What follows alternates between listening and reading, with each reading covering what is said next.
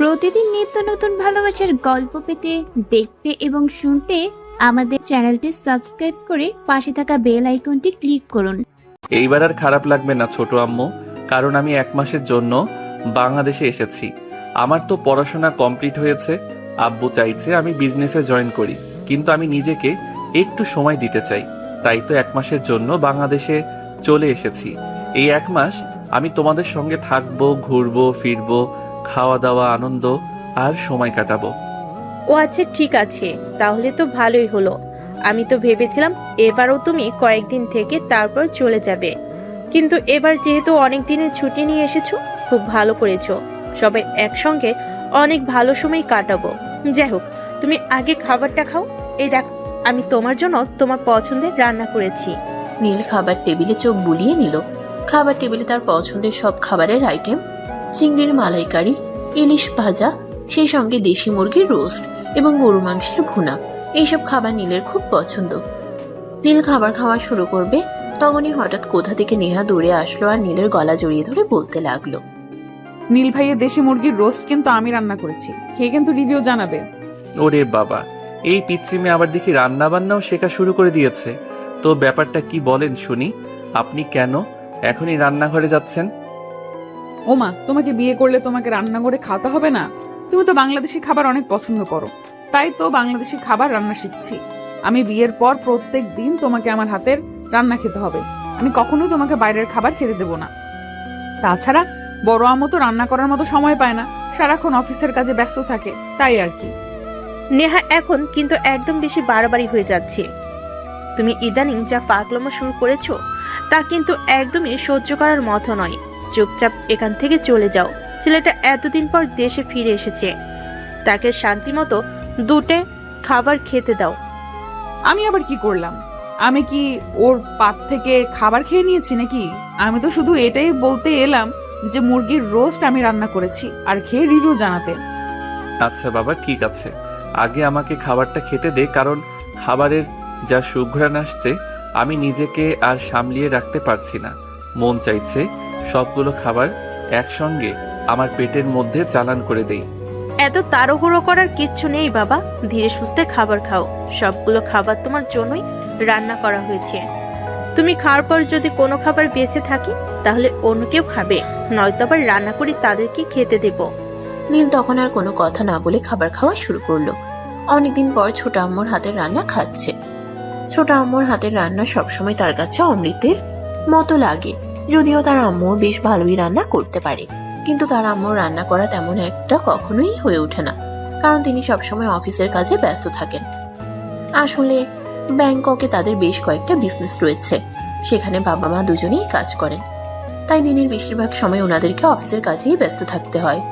নীল এবার বাংলাদেশে এসেছে, এর সবচাইতে বড় কারণ হলো ছোট আম্মুর হাতের বানানো পিঠা এবং রান্না খাওয়ার জন্য, কারণ অনেকদিন হয়েছে তার বাংলাদেশে আসা হয় না, আর ছোট আম্মার হাতের কোনো কিছুই খাওয়া হয় না। যাই হোক ভিউয়ার্স, চলুন কথা না বাড়িয়ে মূল গল্পে ফিরে আসি। খাওয়া দাওয়া শেষ হলে নীল বিশ্রাম নেওয়ার জন্য রুমে চলে গেল। বিছানায় শুয়ে নীল কখন যে ঘুমিয়ে পড়লো সেটা তার মনেই ছিল না। হঠাৎ ঘুম ভাঙলে এসে দেখতে পেল নেহা তার মাথার কাছে বসে হাত পাকা দিয়ে বাতাস করছে। আসলে গ্রামের বাড়িতে তখনও সেভাবে এসি পৌঁছায়নি, কারেন্ট চলে গেছিল, তাই নীল অনেকটাই ঘেমে যাচ্ছিল। তাই নেহা তার পাশে বসে হাত পাকা দিয়ে বাতাস করছিল। নীল পিছনে থেকে উঠে বসে তাকে বলল, কি ব্যাপার নেহা, তুই আমাকে হাত পাকা দিয়ে বাতাস করছিস কেন? তোর কষ্ট হচ্ছে না? আরে, নিজের হবু স্বামীকে বাতাস করতে কষ্ট লাগে নাকি? কারেন্ট চলে গিয়েছিল, তোমার তো গরম সহ্য করার অভ্যেস নেই, ঘেমে যাচ্ছিলে, ঘুম ভেঙে যাবে তাই আমি তোমার পাশে বসে বাতাস করছিলাম। তা উঠে গেলে কেন? ঘুমাও, তোমাকে ঘুমন্ত অবস্থায় দেখতে কিন্তু হেভি লাগে। এই, তুই এত পাকা পাকা কথা কোথায় শিখেছিস বলতো? তুই তো আগে এরকম ছিলি না। 5 বছর আগে যখন বাংলাদেশে এসেছিলাম, তুই তো অনেক পিচ্চি আর কিউট কিউট কথা বলতি। তোকে সেই পিচ্চির মতোই তো দেখতে চাই, কিন্তু তুই এখন কেন এরকম বড়দের মতো কথা বলিস? আচ্ছা, তুমি আমাকে একটা কথা বলো, 5 বছর আগে যখন তুমি বাংলাদেশে এসেছিলে, এখন তুমি যতটা বড়, তখন কি তুমি এতটাই বড় ছিলে? না তো, এখন তো তুমি তার চাইতে আরো অনেকটা বড় হয়েছো। তাহলে আমিও তো তেমনই বড় হয়েছি। তাহলে আমার পরিবর্তনটা কেন তোমার চোখে স্বাভাবিক মনে হচ্ছে না? শুধুমাত্র এই কারণেই যে তোর কথাবার্তা আর আচার আচরণ আমার ঠিক ভালো লাগছে না। তোকে কেমন যেন লাগছে। তোর কি হয়েছে বলতো? প্রেমে পড়েছিস নাকি? প্রেমে আবার নতুন করে কেন পড়তে যাব? আমি তো সেই কবেই তোমার প্রেমে পড়েছি। তোমার মতো হ্যান্ডসাম গুড লুকিং একটা ছেলে আমার বাড়িতে থাকতে আমি কেন অন্যের প্রেমে পড়তে যাব? সত্যি নীল ভাইয়া, আই লাভ ইউ। ধুর, তোর সঙ্গে কথা বলাই অনর্থক। সব সময় শুধু ফাইজলামো করেই চলিস। কেন তুই একটাবার একটু ভালো করে কথা বলতে পারিস না? ধ্যাত্তেরি, আমি তোমার সঙ্গে ভালোবাসার কথা বললাম আর তুমি কিনা আমাকে ফাজিল বলছো? আমি তোমার সঙ্গে কথাই বলবো না। এই যে তোমাকে আড়ে দিলাম আর তোমার সঙ্গে কোনো কথাই বলবো না। এই বলে নেহা দুটো গাল বেলুনের মতো ফুলিয়ে দিয়ে সেখান থেকে চলে গেল। অপরদিকে নীল ঘুম থেকে উঠে হাত মুখ ধুয়ে ব্যালকনিতে এসে বসলো। নেহাদের বাড়ি একটু গ্রাম সাইডে পড়েছে। সেখানে এখনো তেমন একটা দালান কোঠা দেখা যায় না। যদিও নেহার বাবা এলাকার মধ্যে সবচাইতে ধনী ব্যক্তি বলা চলে, তাই তাদের বাড়িতে একটা পাকা বাড়ির দেখা মেলে। ব্যালকনিতে বসে নীল এলাকাটা একটু দেখে যাচ্ছিল। নেহাদের 3 তলা বাড়ি নিচতলায়, কেউ থাকে না দ্বিতীয় তলায়। কোনো গেস্ট আসলে থাকতে দেওয়া হয়, আর 3য় তলায় তারা থাকে। নীল 3 তলার ব্যালকনি থেকে দেখছিল পাশে বিস্তর মাঠে সর্ষে চাষ করা হয়েছে। সর্ষে ফুলের মাঠটা পুরো হলুদ হয়ে আছে। কি যে সুন্দর লাগছে সেটা বলার মতো না। মনে হয় হলুদ পরিয়ে আকাশ থেকে এই মাঠে নেমে এসেছে। এইসব ভাবছিল নীল, তখনই হঠাৎ পেছন থেকে নেহার আম্মু বলে, নীল, তোমার আম্মু তোমাকে বলেছে কিনা জানি না, তোমার ছোট ফুপির মেয়ের বিয়ে, আমাদেরকে সেখানে যেতে হবে। আমাদের সঙ্গে তুমিও যাবে। কি বলো ছোট আম্মু? ছোট ফুপির মেয়ে তো এখনো অনেক ছোট, এখনই তাকে বিয়ে দিয়ে দিচ্ছে কেন? বাবা, এটা গ্রামের বাড়ি, এখানে মেয়েদেরকে এত বয়স লাগে না, অল্প বয়সেই বিয়ে দিয়ে দিতে হয়। তাছাড়া এলাকার অবস্থা খুব একটা ভালো নয়, তাই যত দ্রুত সম্ভব মেয়েদেরকে বিয়ে দিতে পারলেই বাঁচা যায়। তাই বলে এত অল্প বয়সে? যাই হোক, আমি যাব, কারণ গ্রামের বিয়েতে নাকি অনেক আনন্দ উল্লাস হয়। আমার তো কখনোই গ্রামের বিয়ে দেখা হয়নি। ইনফ্যাক্ট আমাদের আত্মীয়দের মধ্যে কারোর ছেলে মেয়েরই বিয়ে হয়নি এখনো। হ্যাঁ, সেই জন্যই তো আমি তোমার আম্মুকে ফোন দিয়ে বলেছিলাম তোমাকে পাঠাতে। তোমাকে সঙ্গে নিয়ে তারপর আমরা বিয়েতে যাব, আর সবাই মিলে অনেক আনন্দ করব। যাই হোক, ওইসব কথা বাদ দাও, এখন রাতে কি খাবে সেটাই বলো। সন্ধ্যা তো হয়ে গেছে, আমি রান্না করতে যাব। তুমি যতদিন থাকবে ততদিন আমি তোমার পছন্দের খাবার রান্না করব। এখন বলো, রাতে কি খাবে? রাতে খুব বেশি কিছু লাগবে না। তুমি আমার জন্য একটু লাউ শাক ভাজি করো, সেই সঙ্গে একটু শুটকির ভর্তা করো। সেটা মনে হয় আমি বিগত 5 বছরেও খাইনি। আমার খুব খেতে ইচ্ছা করছে। প্লিজ ছোট আম্মু, তুমি না করো না। ঠিক আছে বাবা, সে না হয় আমি করে দিলাম, কিন্তু তারপর যদি তোমার পেট ব্যথা করে তখন কিন্তু আমাকে দোষ দিতে পারবে না, কারণ তুমি বাংলাদেশি খাবার খাওয়াই অভ্যস্ত নও, তাই তোমার প্রবলেম হতে পারে। কিচ্ছু হবে না ছোট আম্মু, তোমার হাতের খাবার তো অমৃত। এটা খেলে মৃত মানুষও জীবন ফিরে পাবে। সেখানে আমার কোনো প্রবলেম হতে যাবে কেন? তুমি নির্দ্বিধায় রান্না করো, আমার খুব খেতে ইচ্ছা করছে। নেহার আম্মু তখন একটা মুচকি হাসি দিয়ে সেখান থেকে চলে গেল। আর নীল তখন ব্যালকনি থেকে রুমে এসে টি শার্টের উপর একটা ফুল শার্ট পরে নিল, আর তারপর বাড়ি থেকে বের হয়ে বাগানের দিকে আসলো। নেহা তখন পুকুর পাড়ে আম গাছের নিচে বসেছিল মন খারাপ করে। নীল বাইরে আসতেই নেহার উপর তার চোখ পড়লো। সে আস্তে আস্তে নেহার পাশে গিয়ে বসলো আর তার কাঁধে হাত রেখে বলল, কি ব্যাপার পিচ্ছি, কি হয়েছে তোর? মন খারাপ করে এখানে বসে আছিস কেন? দেখো, তুমি আমার সঙ্গে আর কোনো কথা বলবে না, আমিও তোমার সঙ্গে কোনো কথা বলবো না। আর তুমি আমাকে আর কখনো পিচ্চি বলবে না, এটা আমি তোমাকে শেষবারের মতো বলে দিলাম। আর যদি কখনো তুমি আমাকে পিচ্চি বলেছো তাহলে কিন্তু আমার চাইতে খারাপ কেউ হবে না। তাই নাকি পিচ্ছি? আচ্ছা ঠিক আছে, আমি আর তোকে পিচ্ছি বলবো না। এখন বল, তোর কি হয়েছে? আমাকে নিয়ে ওই একটু সর্ষে খেতে ঘুরতে যাবে, আমাকে কয়েকটা ছবি তুলে দেবে, ফেসবুকে আপলোড করব। আমার সব বান্ধবীরা সর্ষে খেতে ঘুরতে যাচ্ছে বয়ফ্রেন্ডকে নিয়ে, সুন্দর সুন্দর ছবি তুলে ফেসবুকে আপলোড দিচ্ছে, স্টোরি দিচ্ছে। সেগুলো দেখলে আমার মনে হিংসে লাগে। আমার কেন একটা বয়ফ্রেন্ড নাই? কি বলিস? তোদের বয়সে প্রেম কি জিনিস জানতাম না, আর তোর বান্ধবীরা প্রেম করে বয়ফ্রেন্ডের সঙ্গে? কি যুগ আসলো সেটা বুঝতেই পারছি না। এখনকার যুগে নাকি ক্লাস 9-এ পড়া বাচ্চারাও প্রেম করে। আমরা তো এখনো প্রেম কি জিনিস সেভাবে বুঝে উঠিনি। হয়েছে, তোমাকে আর বুঝতেও হবে না। এখন তুমি আমাকে এটাই বলো, তুমি আমাকে এই সর্ষে ক্ষেতের এদিকে নিয়ে যাবে কি না? ঠিক আছে, নিয়ে যাব। চল তাহলে। আমারও ওইদিকে ঘুরতে যেতে ইচ্ছে করছিল, কিন্তু একা একা যেতে ইচ্ছে করছিল না। তাছাড়া এতদিন পর গ্রামে এসেছি, গ্রামের কেউ তো আমাকে সেভাবে চিনে না। আমি যদি সর্ষে খেতে ঢুকি আর সবাই যদি আমাকে চোর বলে মারপিট শুরু করে, তখন আমি কি করব? আচ্ছা ঠিক আছে, তুমি 5 মিনিট দাঁড়াও, আমি একটা ভালো ড্রেস পরে আসি। আচ্ছা তুমি কি শাড়ি পছন্দ করো? আমি তো ছেলে মানুষ, আমি শাড়ি পছন্দ করে কি করব? শাড়ি তো মেয়েরা পরে, এটা মেয়েদের পছন্দের বিষয়। আসলে আমি যেখানে থাকি সেখানে তো কেউ সেরকম শাড়ি পরে না। আমার আম্মু নিজেই শর্ট ড্রেস পরে, সেখানে শাড়ি পরলে মেয়েদের কেমন লাগে সেটা আমি জানবো কি করে? থাকতেরি কি, তুমি সবসময় এভাবে ঘুরিয়ে পিছিয়ে কথা বলো কেন? আর কথার মেন টপিক পাল্টে দাও কেন? আমি তোমাকে জিজ্ঞেস করেছি শাড়ি পরা মেয়েদের তুমি পছন্দ করো কি না। ঠিক আছে, এত কিছু জানার তোমার কোনো প্রয়োজন নেই। তুমি এখানে ওয়েট করো, আমি 5 মিনিটের মধ্যে আসছি। আর একটা কথা, আমি এখানে আসার আগে কিন্তু তুমি এখান থেকে এক পাও নড়বে না। আমি যদি এখানে এসে তোমাকে দেখতে না পাই, তাহলে কিন্তু তোমার খবর আছে, এটা আমি তোমাকে বলে দিলাম। এই বলে নেহা সেখান থেকে দৌড়ে সোজা বাসার ভেতরে চলে গেল। আর তারপর প্রায় আধ ঘন্টা পর শাড়ি পরে চুলগুলো খুলে দিয়ে, ঠোঁটে হালকা করে লিপস্টিক লাগিয়ে, চোখে একটু কাজল আর সেই সঙ্গে হাতে কিছু চুড়ি দিয়ে রেডি হয়ে নিচে নামছিল। এটা দেখেই তার আম্মু বলল, কি ব্যাপার নেহা, তুই কি কোথাও যাচ্ছিস নাকি? বিকেল তো হয়ে এলো, এখন গেলে তো ফিরতে সন্ধ্যা হয়ে যাবে। কোথাও যাচ্ছি না, এই তো নীল ভাইকে নিয়ে সামনেই সর্ষে ক্ষেতের এদিকে যাচ্ছি কয়েকটা ছবি তুলবো বলে। আচ্ছা আম্মু, তুমি আমাকে এটা বলো, শাড়িতে আমাকে কেমন লাগছে? মাশাআল্লাহ, এই হলুদ রঙের শাড়িতে আমার মেয়েটাকে একদম হলুদ পরীর মতো লাগছে। সর্ষে খেতে ছবি তুলতে গেলে সর্ষে ফুলের সঙ্গে তো একদমই মিশে যাবি, তখন তো আর তোকে খুঁজেই পাবো না। তুমি যে কি বলো না, নীল ভাইয়া আছে না, সে আমাকে খুঁজে নিয়ে আসবে। আচ্ছা আম্মু, নীল ভাইয়াকে তোমার মেয়ের জামাই হিসেবে তোমার কেমন লাগে?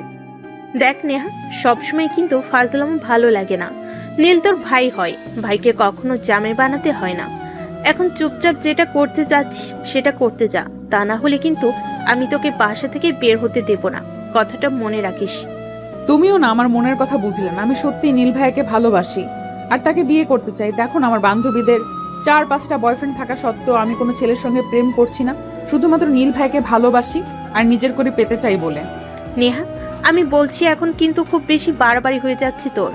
যদি বাইরে যাওয়ার ইচ্ছে থাকে যেতে পারিস, তা না হলে কিন্তু আমি তোর বাইরে যাওয়া একেবারেই বন্ধ করে দেব, কারণ তুমি এখন বেশি বেড়ে গেছো। নেহা তখন তার আম্মুর কথার কোনো উত্তর না দিয়ে চুপচাপ বাইরে চলে আসলো।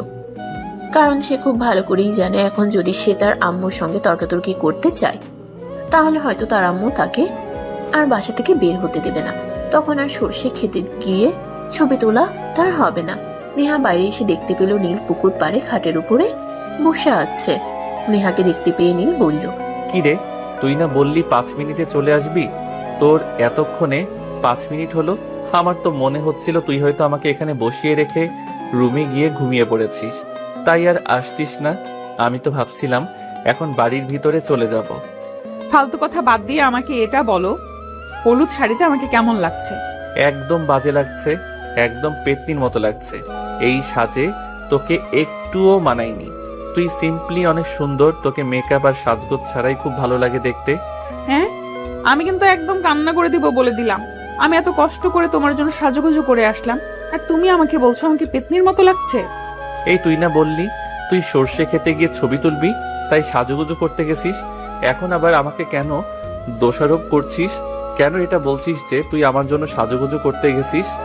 তোমাকে অত কিছু বুঝতে হবে না, এখন চলো আমার সঙ্গে, তা না হলে সন্ধ্যা হয়ে যাবে, তখন আর ভালো ছবি উঠাতে পারবো না। তাড়াতাড়ি চলো। এই বলে নীল আর নেহা দুজনেই হাঁটা শুরু করলো। নেহা যখন সেখানে এসে পৌঁছালো, দেখতে পেল গ্রামেরই তার এক বান্ধবী সেখানে ঘুরতে এসেছে। নেহাকে দেখেই বলল, যেখান থেকে জুটাই না কেন সেই সব কথা তোমাকে জানতে হবে না। আর একটা কথা শুনে রাখো, এটা কিন্তু একান্তই আমার। এই মালটার দিকে নজর দিবে না, তাহলে কিন্তু চোখ তুলে মার্বেল বসিয়ে দেবো বলে দিলাম। এটা আমার বড় চাচার ছেলে, ব্যাংককে থাকতো, সেখান থেকে এসেছে। আর এটাই আমার হবু হাজবেন্ড, একেই আমি বিয়ে করব। হয়েছে হয়েছে, আর বলতে হবে না, আমি খুব ভালো করে জানি আমার মালটা একদম অর্গানিক। আর একটা কথা বলে দিচ্ছি, নিজেও সাবধান থাকবি আর আশপাশে যারা আছে সবাইকে সাবধান রাখবি, আমার মালটার দিকে যেন কেউ নজর না দেয়। দুই বান্ধবীর কথোপকথন এতক্ষণ নীল দাঁড়িয়ে দাঁড়িয়ে শুনছিল। তাদের এই অসভ্য আর ফাজলামো মার্কা কথাবার্তা সে আর নিতে পারছিল না। তাই সে রেগে গিয়ে নেহাকে বলল, এসব কি হচ্ছে নেহা? আমার কিন্তু মেজাজ খারাপ হয়ে যাচ্ছে বলে দিলাম। তুমি এতটা নির্লজ্জ আর বেহায়া হলে কবে থেকে? বান্ধবীর সামনে আমাকে অপমান করছো। হ্যাঁ, বলতে তো হবেই, তোকে বললাম না ও আমার বড় চাচ্চুর ছেলে। যাই হোক নীল ভাইয়া, তুমি সেদিকে নজর না দিয়ে আমাকে কয়েকটা পিক তুলে দাও। নীল তখন কোনো কথা না বলে নেহাকে বেশ কয়েকটা পিক তুলে দিল। তারপর ফোনটা নেহার হাতে তুলে দিয়ে সেখান থেকে চলে যেতে চাইলে তখনই নেহা পেছন থেকে তার হাত ধরে ফেলে আর বলে, কি ব্যাপার হিরো, তুমি এখান থেকে চলে যাচ্ছ কেন? আমি তোমার সঙ্গে কাপল পিক তুলবো আর ফেসবুকে স্টোরি দিয়ে সবাইকে বলবো তুমি আমার হবু স্বামী, আমি তোমাকে বিয়ে করতে চলেছি। নেহা সত্যি আমি আজকে ছোট আব্বুকে বলবো যত দ্রুত সম্ভব তোকে একটা সাইকোলজিস্ট স্পেশালিস্ট দেখাতে, কারণ তোর মাথায় সমস্যা আছে। আর তাড়াতাড়ি তোর মাথার ট্রিটমেন্ট না করালে তুই মাথা খারাপ হয়ে যাবি। ভাইয়া, তুমি তোমার সঙ্গে আমাকে কাপল পিক তুলে দিবে কিনা সেটাই বলো, তা না হলে কিন্তু আমি এখানে চিৎকার করতে শুরু করবো আর সবাইকে বলবো তুমি আমাকে জোর করে এখানে তুলে নিয়ে এসেছো আর আমাকে ধর্ষণ করতে চাইছো। নেহা, এগুলো কোন ধরনের ব্ল্যাকমেইল? সত্যি তোর মাথা খারাপ হয়ে গেছে? ঠিক আছে চল, তোকে ছবি তুলে দিচ্ছি। জানি না এরপর তুই আমার মান ইজ্জতের কয়টা বাজাবি। নীল তখন নেহাকে হাতে ধরে পেশ করে একটা পিক তুলে দিল। তখনই হঠাৎ নেহা নীলকে টান দিয়ে নিজের সঙ্গে মিশিয়ে নিল আর নীলের খুব কাছে থাকা অবস্থায় একটা পিক তুললো আর সঙ্গে সঙ্গে সেটা ফেসবুকে স্টোরি দিল আর লিখলো, my life line. Nehar Facebook আইডিতে তার ফ্যামিলির অনেকেই অ্যাড ছিল, তাই সবাই সেটা দেখতে পেল। কিন্তু তাতে নেহার কিছুই যায় আসে না। অপরদিকে তার বন্ধু বান্ধবীরা তো ইনবক্সে হাজারটা মেসেজ করছে নেহা কিভাবে এরকম হ্যান্ডসাম গুড লুকিং একটা আইটেম বয়কে জুটিয়েছে। এদিকে নেহার তো আর এত মেসেজ দেওয়ার সময় নেই, তাই সে ছোট্ট করে আবারও ফেসবুকে একটা পোস্ট করেছে। সেখানে লিখেছে, মাই লাইফ লাইন, এটা আমার উঠপি হাজব্যান্ড। আমি একেই বিয়ে করতে চলেছি আর সেজন্য স্কুল থেকে 1 মাসের ছুটি নিয়েছি। বিয়ে করে তারপর একটা বাচ্চা কোলে নিয়ে তারপর যাব এসএসসি পরীক্ষা দিতে। আমি ইতিহাসের পাতায় আমার নাম লেখাতে চাই। আমি প্রথমে এমন কেউ হতে চাই যে কিনা বাচ্চা কোলে নিয়ে এসএসসি পরীক্ষা দেয়। নেহার এরকম একটা পোস্ট নীলের চোখ এড়ালো না। নীল পোস্টটা দেখতে পেল এবং নেহাকে বলল, নেহার এরকম একটা পোস্ট নীলের চোখ এড়ালো না। নীল পোস্টটা দেখতে পেল এবং নেহাকে বলল, এসব কি নেহা?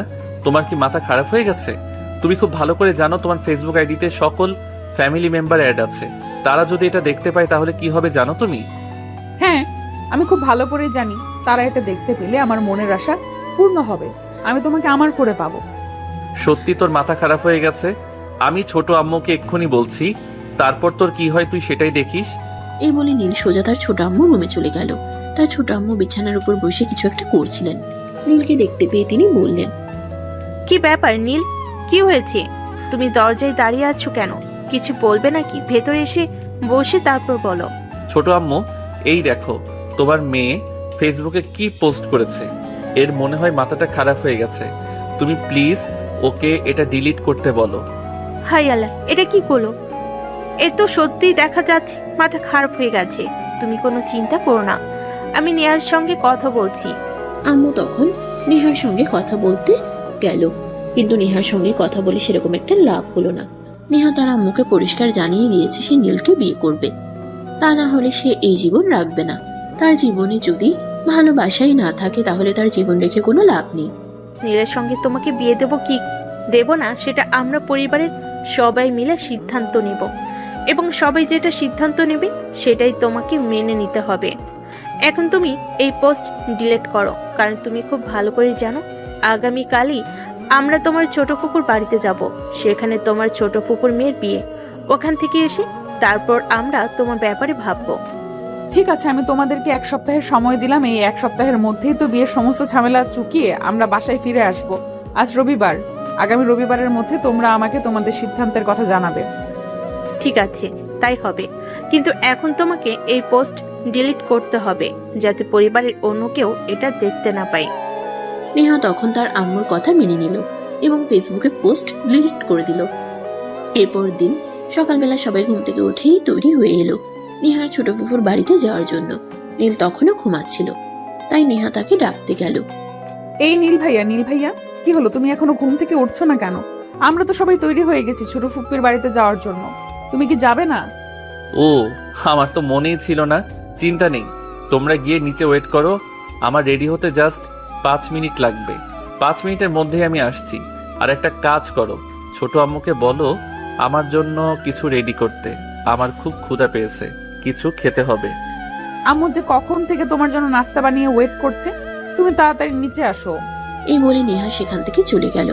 নীল বিছানা থেকে নেমে ফ্রেশ হতে চলে গেল। তারপর ফ্রেশ হয়ে নিচে গেল নাস্তা করতে। নাস্তা শেষ হলে সবাই মিলে একসঙ্গে নেহার ছোট ফুফুর বাড়ির উদ্দেশ্যে রওনা দিল। সেখানে পৌঁছাতে দুপুর প্রায়ই হয়ে এলো। এদিকে বাড়িতে হলুদের অনুষ্ঠান চলছে। গ্রামের বাড়িতে বিয়ে, একটু অন্যরকম শহরের মতো ডেকোরেশন দিয়ে সবকিছু সাজানো হয়নি। গ্রামের বাড়ি গ্রামের মতো করে সাজানো হয়েছে, এতেই যেন এক অন্যরকম আনন্দ আছে। দেখতে দেখতে হলুদের অনুষ্ঠান শেষ হয়ে গেল।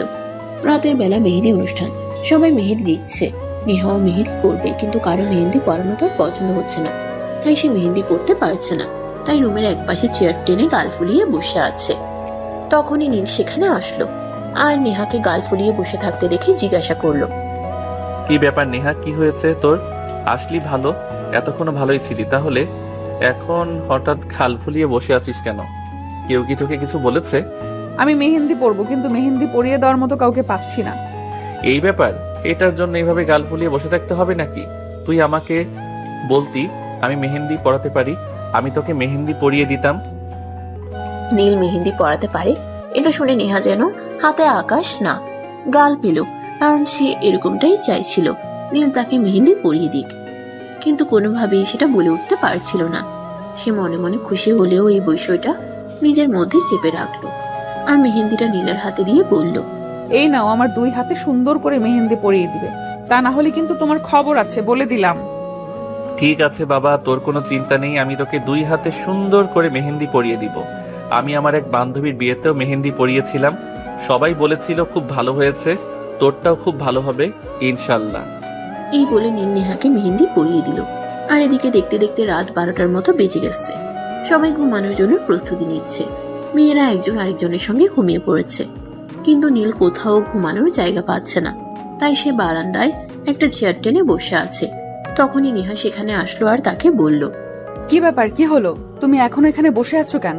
সবাই তো ঘুমিয়ে পড়েছে, তুমি ঘুমাওনি কেন? কোথায় ঘুমাবো? এটা বিয়ে বাড়ি, আর সবচাইতে বড় কথা হলো এটা গ্রামের বাড়ি। এখানে অনেক মেহমান আছে, সবাই নিজেদের মতো করে বিছানা গুছিয়ে ঘুমিয়ে পড়েছে, কেউ কেউ বা ফ্লোরেও ঘুমিয়েছে। আমি কোথায় ঘুমাবো, জায়গা খুঁজে পাচ্ছি না। কি ব্যাপার, কোনো সমস্যা নেই, তুমি আমার সঙ্গে আসো। ছোট ফুপি খুব ভালো করেই জানে আমি আমার রুমে কারোর সঙ্গে শেয়ার করি না, তাই ছোট ফুপি আমার জন্য তার রুমটা ছেড়ে দিয়েছে। আমি ওই রুমে ঘুমাবো, তুমি আমার সঙ্গে ঘুমাবে। তোর কি মাথা খারাপ হয়ে গেছে? এটা বাংলাদেশ, তার উপর আবার গ্রামের বাড়ি। এখানে আমি যদি তোর সঙ্গে এক রুমে ঘুমাই তাহলে সবাই নানা কথা বলবে। তুই রুমে গিয়ে ঘুমিয়ে পড়, আমাকে নিয়ে তোর কোনো চিন্তা করতে হবে না, আমি এখানেই কাটিয়ে দিতে পারবো রাতটা। তুই রুমে চলে যা আর ঘুমিয়ে পড়। কিন্তু নেহা এখান থেকে যাবে না, সে নীলকে সঙ্গে নিয়ে যাবে। তাই সে নীলের হাত ধরে টানাটানি করছিল। আর তখনই নেহার আম্মু সেখানে আসলো, হাত টানাটানি করতে দেখে জিজ্ঞাসা করলো, কি ব্যাপার, কি হয়েছে? তোরা দুজনে এভাবে হাত ধরে টানাটানি করছিস কেন? নেহা তখন তার আম্মুকে সবটা খুলে বলল। সবকিছু শুনে তার আম্মু বলল, ও এই ব্যাপার।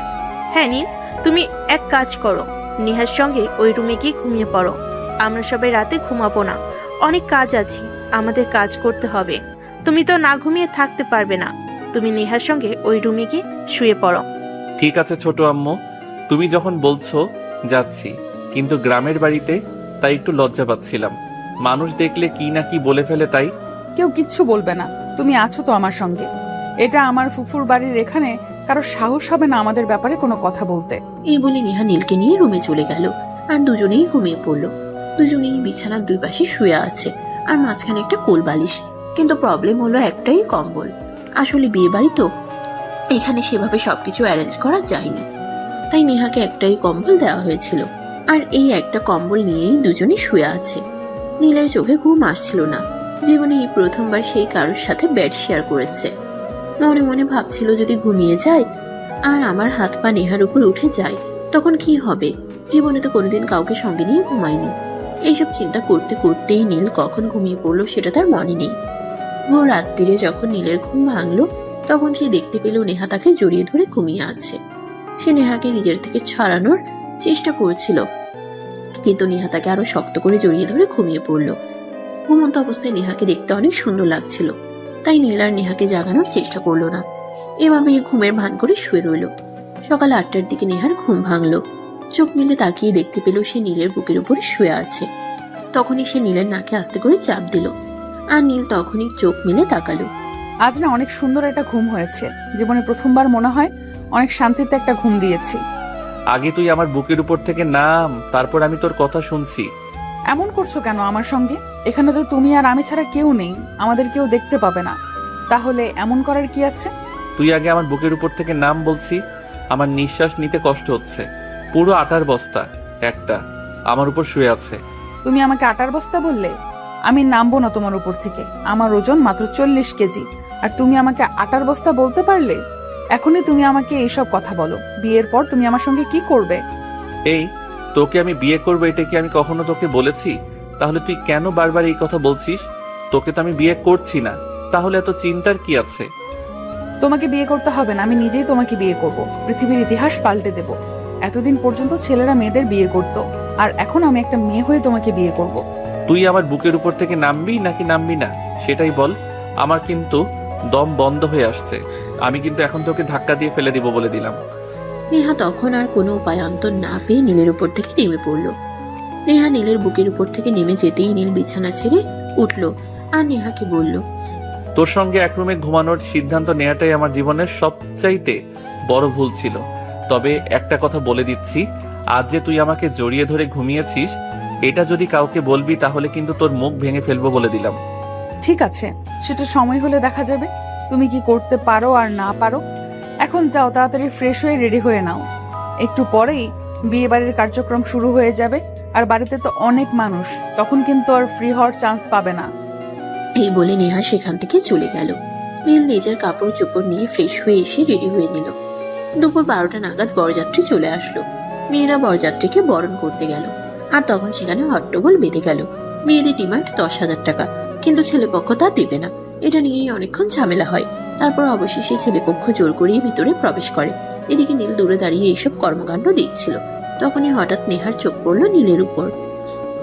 নীলকে আজ অন্যরকম সুন্দর লাগছে। সে পাঞ্জাবি পরেছে। এই প্রথমবার নীলকে পাঞ্জাবিতে দেখছে নেহা, সেজন্য আবারও নতুন করে নীলের প্রেমে পড়ে যাচ্ছে। তাই সে সেখানে দাঁড়িয়ে না থেকে দৌড়ে নীলের কাছে চলে আসলো আর বলল, পাঞ্জাবিতে কিন্তু সত্যি তোমাকে অন্যরকম সুন্দর লাগছে। আমি আরো একবার নতুন করে তোমার প্রেমে পড়ে যাচ্ছি। ওই যে পাশে একটা বিশাল পুকুর আছে, ওখানে পড়তে পারলে তোর গোসলটা হয়ে যেতে পারতো। তুমি না একদম আনরোম্যান্টিক। কোথায় আমি তোমার সঙ্গে একটু কথা বলতে আসলাম, তুমি একটু রোমান্টিক করে কথা বলবে, আর তা না করে তুমি আমাকে উল্টো পুকুরে পড়তে বলছো। থাত্তেরি, তোমার সঙ্গে আর কথাই বলবো না। এটাই সবচাইতে ভালো হবে। আর তুই যদি আমার সঙ্গে এসব ফাইজলামো মার্কা কথাবার্তা না বলিস, তাহলে আমি সবচাইতে বেশি খুশি হব। আর হ্যাঁ, তোর চুলগুলো খুলে রাখ।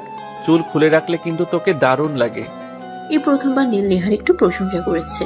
এটাতে নেহা অনেক বেশি খুশি হয়েছে, আর অনেকটা লজ্জাও পেয়েছে। তাই সে সেখান থেকে দৌড়ে চলে গেল, আর রুমে গিয়ে চুলগুলো খুলে আশ্রিয়ে তারপর বের হলো। সত্যি মেয়েদেরকে খোলা চুলে অনেক সুন্দর লাগে। তাছাড়া নেহার চুলগুলো কোমর ছাড়িয়ে পড়ছিল, এতে নেহাকে আরো বেশি সুন্দর লাগছিল।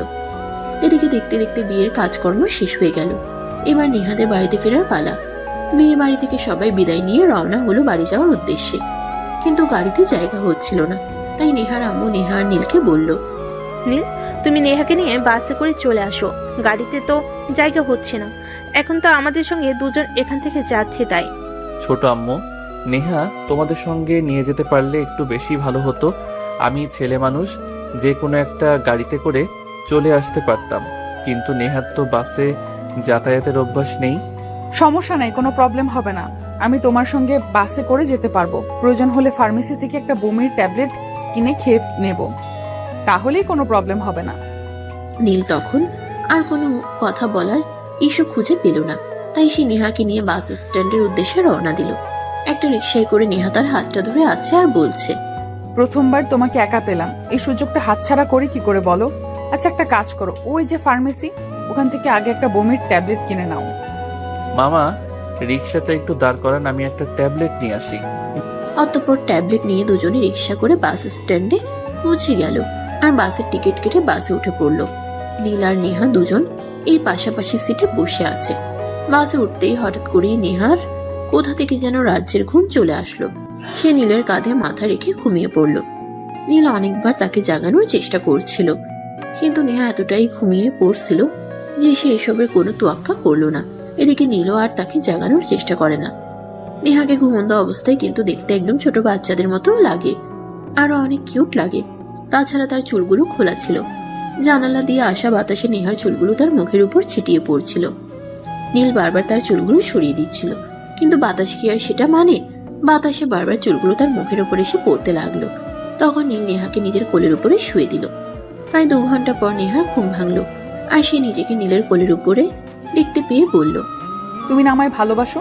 তাহলে আমি ঘুমিয়ে পড়াতে তুমি আমাকে তোমার কোলে নিয়েছো কেন? না মানে তোর মাথা বারবার জানালার সঙ্গে ধাক্কা লাগছিল, যদি ব্যথা পেতি তাই তো আমি এটা করলাম। হয়েছে, আর কথা ঘুরোতে হবে না। আমি ভালোভাবেই বুঝতে পেরেছি আমি ঘুমিয়ে পড়েছিলাম, তাই তুমি তোমার কোলে আমাকে নিয়ে আদর করছিলে, তাই না? দেখ, মাথা খারাপ একটা, আমি কেন তোকে আদর করতে যাব? তুই কি ছোট বাচ্চা নাকি? এই যে আমি তোমার হবু বউ, আজকে সবাই বাড়িতে গিয়ে তোমার আর আমার বিয়ের বিষয়ে সিদ্ধান্ত নেবে, এটা ভাবতেই তোমার মনে T20 ফাইনাল ম্যাচ খেলছে, তাই না? ধুর, কোথা থেকে যে আসে এসব আবালের দল। আমি তোর চাইতে বয়সে কতটা বড় সেটা তুই জানিস। আমারই তো এখনো বিয়ের বয়স হয়নি, আর তুই কিনা বিয়ে করবি আমাকে? হ্যাঁ, এসব ফাইজলামো মার্কা কথাবার্তা বন্ধ কর। এখনো তুই অনেক ছোট আছিস, বিয়ের বয়স তোর এখনো হয়নি। এই শোনো, আগের যুগে যখন মেয়েদের বিয়ে হতো তখন হয়তো মেয়েদের বয়স 10-12 হতো কিনা সন্দেহ। আর আমি ক্লাস 9-এ পড়ছি, আমার বর্তমান বয়স 16 বছর। তাহলে আমি কেন বিয়ে করতে পারবো না? তোর মতো পাগলের সঙ্গে তর্কে যাওয়ার কোনো ইচ্ছে আমার নেই। তোর যা ইচ্ছে তুই তাই ভাবতে পারিস, আমি তোকে কিছুই বলবো না। এই বলে নীল মাথা ঘুরিয়ে অন্য পাশে ফিরে বসে রইল। তখনই নেহা নীলের গালে আলতো করে একটা ভালোবাসার পরশ এঁকে দিল আর বলল, অভিমান করে থেকো না আমার প্রিয় শখের পুরুষ। তুমি এভাবে বড্ড অভিমান করে থাকলে আমার মনে এক আকাশ পরিমাণ কষ্ট লাগে। প্লিজ কষ্ট দিও না আমায়। ওরে বাবারে বাবা, বয়স তো 16, কথা বলছিস তো 36 বছরের বুড়ির মতো। তাছাড়া আর একটা কথা, তুই আমাকে কিস করলি কেন? আমার মন চাইলো আমার ভালোবাসার মানুষটাকে একটু ভালোবাসা দিতে, তাই তো একটু ভালোবাসা দিলাম। এখন তোমার যদি ভালো না লাগে তাহলে তুমি আমার ভালোবাসা ফেরত দিয়ে দিতে পারো। ভালোবাসা কিভাবে ফিরিয়ে দিতে হয় সেটা তো আমার জানা নেই। তুই যদি পদ্ধতিটা আমাকে বলে দিতি তাহলে ভালো হতো। এই যে আমি আমার গালটা বাড়িয়ে দিলাম, আর এখানে তুমিও আমাকে একটা কিস দাও, তাহলেই হয়ে যাবে। নীল নেহার কথার প্যাচ বুঝতে পারল না, আর তাই সে সঙ্গে সঙ্গে নেহার গালে একটা কিস করলো। আর তখনই নেহা তাকে জড়িয়ে ধরে বলতে লাগলো, কি, তুমি না আমায় ভালোবাসো না, তাহলে আমায় কিস করলে কেন? তুই বললি তোর ভালোবাসা ফিরিয়ে দিতে, তাই তো আমি তোর ভালোবাসা ফিরিয়ে দিলাম। এখানে আবার এসব কথা আসছে কোথা থেকে? ভালোবাসার বিনিময়ে ভালোবাসারই আদান প্রদান হয়, আর তুমি সেটাই করেছো, তাই তো বললাম। মানে গার্লফ্রেন্ড বয়ফ্রেন্ডরা যখন রোম্যান্স করে তখন কিন্তু কেউ একা রোম্যান্স করে না, দুজন মিলেই করে, আর তুমিও সেটাই করেছো। হায় আল্লাহ, অবশেষে আমি কিনা তোর মতো একটা পিচ্চি মেয়ের কাছে বোকা বনে গেলাম। তোর মাথায় এত বুদ্ধি আসে কি করে? যাই হোক, যা হয়েছে ভুলে যা, আর কখনো এমন করবি না। আমি তোর চাইতে বয়সে অনেক বড়, আর তুই এখনো অনেক পিচ্চি। আমি চাইলে বিয়ে করে নিতে পারি, কিন্তু তোর এখনো বিয়ের বয়স হয়নি। নীলের এমন কথায় নেহার মনে একটু অভিমানের দেখা মেলে, কিন্তু সে সেটা প্রকাশ করলো না। চুপচাপ গাড়িতে বসে রইল। এভাবে তারা বাসে এসে পৌঁছালো। বাসে এসে যে যার যার মতো নিজের রুমে চলে গেল আর ফ্রেশ হয়ে বিশ্রাম নিতে থাকলো। পরের দিন সকালবেলা যখন সবাই ডাইনিং টেবিলে নাস্তা করতে বসলো, তখনই নেহা তার আম্মুকে বলল, আম্মু, তুমি যে বলেছিলে বিয়ে বাড়ি থেকে এসে নীল ভাইয়া আর আমার বিয়ের ব্যাপারে কথা বলতে, তার কি হলো? এখনো পর্যন্ত তো কিছুই আমাকে জানালে না। আসলে বিয়ে বাড়ি থেকে এসেই টায়ার্ড হয়ে পড়েছিলাম, তাই এসব কথা মনে ছিল না। আজ বিকেলে তোমার আব্বু বাড়িতে আসলে তোমার আব্বুর সঙ্গে কথা বলে তারপর তোমাকে জানাবো। সে যাই বলুক না কেন, আমি কিন্তু নীল ভাইয়াকেই বিয়ে করব।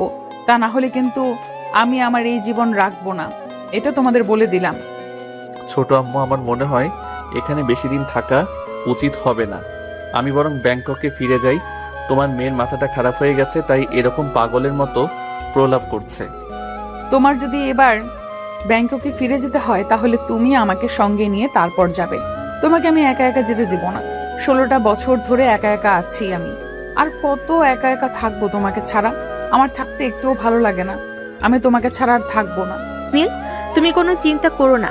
তোমার ছোট আপু আজ বাড়িতে আসুক, তারপর দেখি তোমার ছোট আপু কি বলে। আর না, তুমি বেশি বার পেরো না, তাহলে কিন্তু বাতাসে ভেঙে যাবে। আমি তোমাদের কোনো কথা শুনতে চাই না। এই যে আমি আমার রুমে যাচ্ছি, যতক্ষণ পর্যন্ত তোমরা আমাকে এটা না বলবে যে নীল ভাইয়ার সঙ্গে আমাকে বিয়ে দেবে, ততক্ষণ পর্যন্ত আমি আমার রুমের দরজা খুলবো না, আর এক গ্লাস পানিও খাবো না। এটা মাথায় রেখো। এই কথা বলে নেহা সেখান থেকে নাস্তা শেষ করে নিজের রুমে চলে গেল, আর সঙ্গে সঙ্গেই রুমের দরজা বন্ধ করে দিল। সবাই মনে মনে ভাবছিল এটা নিতান্তই হেয়ালি, কিন্তু আজ 2 দিন কেটে গেছে নেহার রুমের দরজা খুলছে না। সবাই কত করে রিকোয়েস্ট করছে, কিন্তু কেউ তাকে কোনো কথাই শোনাতে পারছে না। তার একটাই কথা, আমি স্কুলের স্যারের কাছ থেকে 1 মাসের ছুটি এনেছি নীল ভাইয়াকে বিয়ে করব বলে। আর এখন যদি আমি বিয়ে করতে না পারি, তাহলে কি আমার মান ইজ্জত বলতে কোনো কিছু থাকবে? আমি মানুষের সামনে মুখ দেখাবো কি করে? সবাই বলবে আমি একটা মিথ্যুক, আর আমি মিথ্যা উপাধি নিয়ে বেঁচে থাকতে চাই না। আমি না খেয়ে মরে যাব, তবুও রুমের দরজা খুলবো না। নেহা প্লিজ, এরকম করো না। তুমি এখনো অনেক ছোট, তোমার বিয়ের বয়স হয়নি। প্লিজ তুমি আমাদের কথা শোনো। আমরা তোমাকে নীলের চাইতে ভালো ছেলে দেখে বিয়ে দিব। আমি কি তোমাদের একবারও বলেছি নীল ভাইয়ার চাইতে ভালো ছেলে আমি চাইনি? আমি চাই বলিনি তো? আমি কি তোমাদের একবারও বলেছি নীল ভাইয়ার চাইতে ভালো ছেলে আমার চাই? বলিনি তো? আমি তো শুধু নীল ভাইয়াকেই চাই, আর নীল ভাইয়াকে না পেলে আমার জীবনের কোনো মানে নেই। আমি নিজেকে শেষ করে দিব। নেহা প্লিজ, তুই তোর মাথাটা ঠান্ডা কর, আর ঠান্ডা মাথায় চিন্তা কর। তোর মতো এরকম উদ্ভট সিদ্ধান্ত কেউ কখনোই নেয় না। প্লিজ তুই মাথা ঠান্ডা করে চিন্তা কর। আমরা তোকে অনেক ভালো একটা ছেলের সঙ্গে বিয়ে দিব। তুমি যদি আমায় বিয়ে করতে না পারো, তাহলে এখানে আর আমার সঙ্গে কথা বলতে এসো না। আমি মরে গেলেও তো তোমার কিছু যায় আসে না, তাহলে কেন এত কথা বলছো? চলে যাও এখান থেকে। ব্যাংককে গিয়ে ওই দেশের কোনো একটা মেয়েকে বিয়ে করে সেটেল হয়ে নাও। তোকে এই অবস্থায় রেখে আমি কি করে চলে যাই বল? তুই আমার ছোট চাচার একমাত্র আদরের মেয়ে, অনেক কষ্ট করে লালন পালন করে তোকে মানুষ করার চেষ্টা করছে, আর তুই কিনা এসব পাগলের মতো কর্মকাণ্ড করছিস। এগুলো তোর কাছে থেকে কেউ আশা করে না। প্লিজ তুই রুমের দরজা খোল। কিন্তু কারো কথাই কোনো কাজ হলো না। নেহা রুমের দরজা খুলে না, রুমের দরজা বন্ধ করে রুমের ভিতরে বসে রইল। এভাবে দেখতে দেখতে 4 দিন কেটে গেল। নেহা কারোর কোনো কথাই শুনছে না। এদিকে এই খবরটা ব্যাংককে নীলের আব্বু আম্মুর কাছে পৌঁছাতেও বেশি সময় লাগলো না। তাই আজ নীলের আব্বু আম্মু বাংলাদেশে ফিরে এসেছে। বর্তমানে তারা নেহার রুমের দরজার বাইরে দাঁড়িয়ে আছে। নেহা মা আমার, আমি এসেছি তোমার সঙ্গে কথা বলতে। তুমি দরজাটা খোলো, আমরা সামনাসামনি বসে কথা বলি। না বড় আব্বু, আমি দরজা খুলবো না। তোমরা যতক্ষণ পর্যন্ত নীল ভাইয়ার সঙ্গে আমাকে বিয়ে দিতে রাজি না হবে, ততক্ষণ আমি দরজা কোনোভাবেই খুলবো না। ঠিক আছে মা, তুমি যদি নীলকে বিয়ে করে সুখে থাকতে পারো তাহলে আমাদের কোনো আপত্তি নেই। আমরা তোমাকে নীলের সঙ্গেই বিয়ে দেব। আমি তোমাদের মুখের কথা বিশ্বাস করি না। তোমরা একটা স্ট্যাম্প তৈরি করে আনো, যেখানে লেখা থাকবে নীল শুধু আমাকেই বিয়ে করবে, আমি ছাড়া পৃথিবীর কোনো মেয়েকে বিয়ে করতে পারবে না, এবং সেটাকে বাড়ির সবাই সাইন করবে। তাহলে আমি রুমের দরজা খুলবো। তখন বাড়ির সবাই খুব ভালো করেই বুঝতে পারলো নেহা তার কথার অন্যথা হতে দেবে না। তাই সবাই মিলে সেটাই করলো, আর তারপর সেটা দরজার নিচ দিয়ে নেহা রুমে পাঠিয়ে দিল। নেহা সেটা হাতে পেয়ে দরজা খুললো, আর তখনই নীলকে সবার সামনেই জড়িয়ে ধরে বলল, সেই ছোট্ট থেকে তোমাকে আমার মনের মধ্যে পুষে রেখেছি। যদি তোমাকে না পাই তাহলে এই জীবন রেখে আমার কোনো লাভ নেই। সেই ছোট্ট থেকে তোমাকে আমার মনের মধ্যে পুষিয়ে রেখেছি। যদি তোমাকে না পাই তাহলে এই জীবন থেকে আমার কোনো লাভ নেই। নেহা, সবাই রাজি হলেও আমি তোকে বিয়ে করতে পারবো না, কারণ তুই আমার চাইতে বয়সে অনেক ছোট। আর একটা কথা এখানে উপস্থিত সবাইকে বলছি, চুম্বকের কাছে যখন লোহাকে রাখা হয় তখন কিন্তু চুম্বক লোহাকে আকর্ষণ করে। তারপর আমি কি বোঝাতে চাইছি বাকিটা আশা করি সবার মাঝে আর বলার দরকার নেই। আমি আজকে ব্যাংকক চলে যাচ্ছি, তোমাদের যা ইচ্ছা তোমরা তাই করো। এই বলে নীল সেখান থেকে সোজা নিজের রুমে চলে গেল আর নিজের কাপড় চোপড় গুছিয়ে বাসা থেকে বের হয়ে যাচ্ছিল। এমন সময় নেহা পেছন থেকে বলল, আমার ভালোবাসা যদি সত্যি হয় তাহলে আজ না হোক কাল তোমাকে ফিরে আসতেই হবে। আমার ভালোবাসার মর্যাদা তোমায় দিতেই হবে। তবে জানি না আমি বেঁচে থাকতে সেই দিনটা তোমার জীবনে আসবে কিনা। যদি আমি মরে যাই তাহলে কিন্তু সারা জীবন তোমাকে ভালোবাসার জন্য আফসোস করতে হবে, কারণ সত্যিকারের ভালোবাসা সবার কপালে জোটে না। তোর ভালোবাসা তুই তোর কাছেই রাখ। এত ভালোবাসা আমার জীবনে প্রয়োজন নেই। এইটুকু পিচ্ছি একটা মেয়ে, কি বুঝিস তুই ভালোবাসার? আমি চলে যাচ্ছি। এই বলে নীল সেখানে আর এক মুহূর্ত দেরি না করে সোজা ঢাকা এয়ারপোর্টে চলে আসে আর সেখান থেকে সোজা ব্যাংকক। অপরদিকে নেহা নীলের চলে যাওয়ার পর থেকে খাওয়া দাওয়া বন্ধ করে দিয়ে রুমে বসে আছে। কেউ তাকে কোনো কথাই শোনাতে পারছে না। সবাই তাকে কত রিকোয়েস্ট করছে একটু খাবার খাওয়ার জন্য, কিন্তু সে কারোর কোনো কথাই শুনছে না। যাই কিছু হয়ে যাক না কেন, সে তার ভালোবাসার মানুষটাকে ফিরে পেতে চায়। সবাই যখন নেহাকে কোনোভাবেই বুঝে উঠতে পারলো না, তখন নীলের আব্বু নীলকে ফোন দিল। কি ব্যাপার আব্বু, তোমরা এখনো আসলে না কেন? 3 দিন কেটে গেল। অফিসের দেখাশোনা কে করবে? আমি অফিসে যাইনি। তোমাকে অফিসে যেতে হবে না, আমি ম্যানেজারকে সবকিছু বুঝিয়ে বলে এসেছি। তুমি আজকে বাংলাদেশে চলে আসো। তুমি নেহাকে বিয়ে করবে, আর এটা তোমার বাবার আদেশ। আব্বু, এই মেয়েটার সঙ্গে তোমার কি মাথা খারাপ হয়ে গেছে? তোমার মুখে আসছে যায় তাই বলে যাচ্ছ। অন্য কেউ না জানুক, তুমি আর আম্মু দুজনই জানো আমি একটা মেয়েকে পছন্দ করি। আমি ওই মেয়েটাকে বিয়ে করব। আমি এইটুকু পিচ্ছি একটা মেয়েকে কোনোভাবেই বিয়ে করতে পারবো না। দেখো, জীবনে আমরা তাকে ভালোবাসি, সেটাই ইম্পর্টেন্ট নয়। কে আমাদেরকে ভালোবাসে সেটাই আমাদের লাইফে সবচেয়ে বেশি ইম্পর্টেন্ট। তাই তুমি নেহাকেই বিয়ে করবে, অন্য কাউকে নয়। নীল তখন তার আব্বুর কথার কোনো উত্তর না দিয়ে ফোনটা কেটে দিল আর তখনই বাসা থেকে বের হয়ে তার পছন্দের মেয়েটার সঙ্গে দেখা করতে গেল। রিমি, আমি তোমাকে ভালোবাসি এই কথাটা এতদিন তোমাকে বলতে পারিনি, কিন্তু এখন বর্তমানে আমার ফ্যামিলির অবস্থা খুবই খারাপ যাচ্ছে। একটা সমস্যায় পড়েছি, তাই তোমাকে এই কথাটা বলতে হলো। আমি তোমাকে বিয়ে করতে চাই। এখন তোমার কি মত সেটা আমাকে বলো।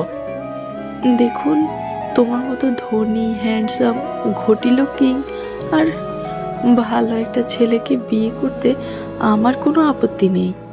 তবে আমার ফ্যামিলির সঙ্গে আমাকে কথা বলতে হবে, কারণ আমি আমার ফ্যামিলির বিরুদ্ধে গিয়ে কিছুই করতে চাই না। যা করব সব ফ্যামিলিকে নিয়ে। ঠিক আছে, চলো, আমিও তোমার সঙ্গে যাব।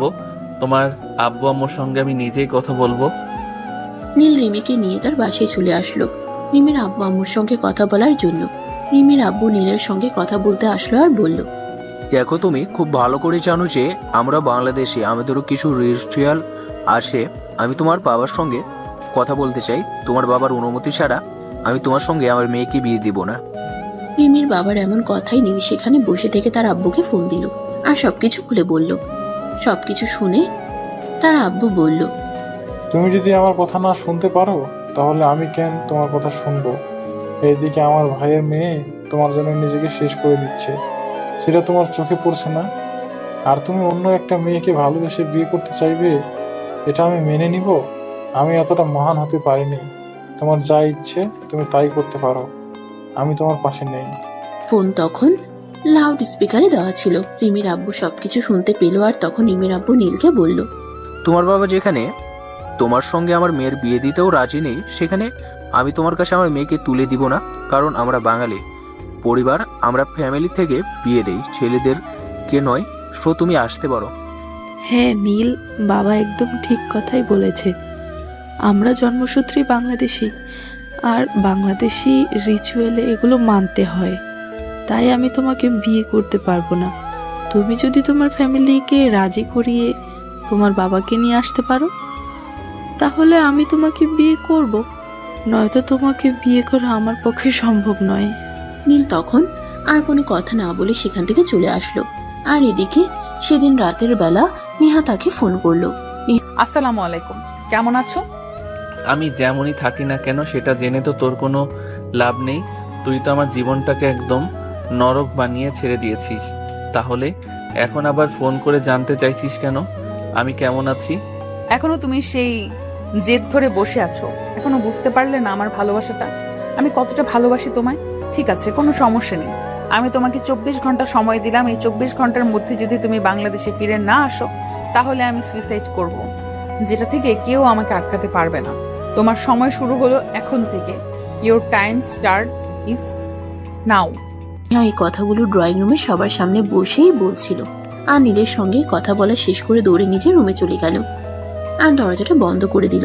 তখনই নীলের আব্বু আরো একবার নীলকে ফোন দিল আর বলল, তুই যদি আজকের মধ্যেই বাংলাদেশে না আসিস তাহলে আমি ভুলে যাব যে আমার একটা পুত্র সন্তান ছিল। আমি বুঝতে পারছি না তোমরা আমার সাথে এরকম কেন করছো। কেন আমাকে বুঝতে চাইছো না? আমি অন্য একটা মেয়েকে ভালোবাসি আর তার বাবার সঙ্গে কথা বলেছি। তার বাবা বলেছে তোমাকে নিয়ে আসতে, আর তুমি কিনা বলছো আমাকে বাংলাদেশে চলে আসতে। হ্যাঁ, আমি যা বলেছি তাই হবে, কারণ তুমি আমার সন্তান, আমি তোমার সন্তান নই। তাই আমি তোমাকে যেটা বলবো তোমাকে সেটাই শুনতে হবে। তুমি আজকেই বাংলাদেশে আসবে, আর একটা কথা মনে রাখো, তোমার কারণে যদি নেহার কিছু হয়ে যায় তাহলে কিন্তু আমরা কেউ তোমাকে ছাড়বো না। নীল তখন কি করবে কিছুই ভেবে পাচ্ছে না। সে বসে বসে অনেকক্ষণ চিন্তা ভাবনা করলো, কিন্তু কোনো কুল কিনারা খুঁজে পেল না। তাই সে আর বেশি চিন্তা না করে বাংলাদেশের উদ্দেশ্যে রওনা দিল। অপরদিকে নেহা রুমের দরজা বন্ধ করেই আছে। বাড়ির সবাই অনেক চেষ্টা করেছে রুমের দরজা খোলার জন্য, কিন্তু নেহা কোনোভাবেই রুমের দরজা খুলছে না। এদিকে দেখতে দেখতে 24 ঘন্টা সময় পার হয়ে গেল। সবাই নেহা রুমের দরজার সামনে দাঁড়িয়ে অপেক্ষা করছে কখন নীল আসবে আর নেহা রুমের দরজা খুলবে। অপরদিকে নেহা রুম থেকে সবাইকে উদ্দেশ্য করে বলল, আমার দেওয়া 24 ঘন্টা সময় শেষ হয়ে গেছে। আমি কাউকে আর 1 মিনিটও সময় দিব না। আমি নিজেকে শেষ করে দিলাম। সবাই আমাকে ক্ষমা করে দিও। যেখানে আমি আমার ভালোবাসার মানুষকে পেলাম না, সেখানের বেঁচে থেকে কি লাভ। এই বলে নেহা সিলিং ফ্যানের সঙ্গে একটা ওড়না পেঁচিয়ে নিল আর সেই সঙ্গে সেটা গলায় ঝুলিয়ে নিল। সবাই জানালা দিয়ে এটা দেখছে আর কান্না করছে। তখনই নীল সেখানে এসে পৌঁছালো। এমন অবস্থা দেখে সে আর এক মুহূর্ত দেরি না করে ওয়াশরুমের পাইপ দিয়ে নেহা রুমের ব্যালকনি দিয়ে রুমে পৌঁছালো আর নেহাকে সেখান থেকে নামিয়ে ঠাস ঠাস করে নেহার 2 গালে 2টা চড় বসিয়ে দিয়ে বলল, এই কি বুঝিস তুই ভালোবাসার? কাউকে ভালোবাসতে হলে নিজেকে শেষ করে দিতে হবে, এটা কোন বইয়ে লেখা আছে? কাউকে ভালোবাসতে হলে আগে নিজেকে ভালোবাসতে হয়। যে নিজেকে ভালোবাসতে পারে না সে আমাকে ভালোবাসবে কি করে? আমি তোমাকে ভালোবাসি, কিন্তু তুমি সেটা স্বীকার করতে চাও না। তাহলে আমি কি করব বলো? যেখানে ভালোবাসাকে পাবো না, সেখানেই তো নিজেকে বাঁচিয়ে রেখে কোনো লাভ নেই। তাই তো নিজেকে শেষ করে দিচ্ছিলাম। কিন্তু তুমি আসলে কেন এখানে? তোর জন্য আসলাম। তুই না আমায় ভালোবাসিস, তাহলে এভাবে নিজেকে শেষ করে দিচ্ছিস কেন? মরে গিয়ে কি কখনো কেউ নিজের ভালোবাসা প্রমাণ করতে পেরেছে? কেউ কিছু প্রমাণ করতে পেরেছি কিনা পারেনি সেটা আমার জানার দরকার নেই। আমি তোমাকে ভালোবাসি। তোমাকে না পেলে এই জীবন রেখে আমার কোনো লাভ নেই। তাই আমি নিজেকে শেষ করে দিব। তুমি কেন বাঁচালে আমায়? তুমি তো আমায় ভালোবাসো না। ভালোবাসি না সেটা ঠিক আছে, কিন্তু তোকে ভালোবাসি না সেজন্য তার পুরো ফ্যামিলিকে হারাতে পারি না। তাই তো ব্যাংকক থেকে 24 ঘন্টার মধ্যে এখানে চলে এসেছি। ও, ফ্যামিলিকে হারিয়ে ফেলতে হবে এই ভয়ে তুমি এখানে এসেছো? আমার জন্য আসোনি? ঠিক আছে, সমস্যা নেই। আমাকে তোমার বিয়ে করতে হবে না। ফ্যামিলির সবাইকে বলে দিচ্ছি তুমি যাকে ভালোবাসো সবাই যেন তাকেই তোমার সঙ্গে বিয়ে দিয়ে দেয়। তাহলে তোর কি হবে? তুই তো আমায় ভালোবাসিস, আমাকে না পেলে তো তুই নিজেকে শেষ করে দিতে চাইছিলি। আমি না হয় নিজের না পাওয়া ভালোবাসা নিয়েই ভালো থাকার চেষ্টা করব। ভালোবাসার মানুষটা আমার না হলো, অন্য কাউকে ভালোবেসে সে সুখে থাকলো, তাতেই আমি সুখী থাকতে পারবো। অতঃপর নেহার ফ্যামিলি সবাইকে বলে দিল সে নীলকে বিয়ে করবে না। নীল যাকে ভালোবাসে ফ্যামিলির সবাই যেন নীলকে তার হাতেই তুলে দেয়। এই কথা শুনে নীলের আব্বু নেহাকে বলল, কিন্তু আমি এটা মেনে নিতে পারলাম না। সেখানে আমার বাড়ির মেয়ে কষ্ট করবে, সেখানে আমার ছেলের সঙ্গে অন্য একটা মেয়ে এসে সংসার করবে, এটা আমি দেখতে পারবো না।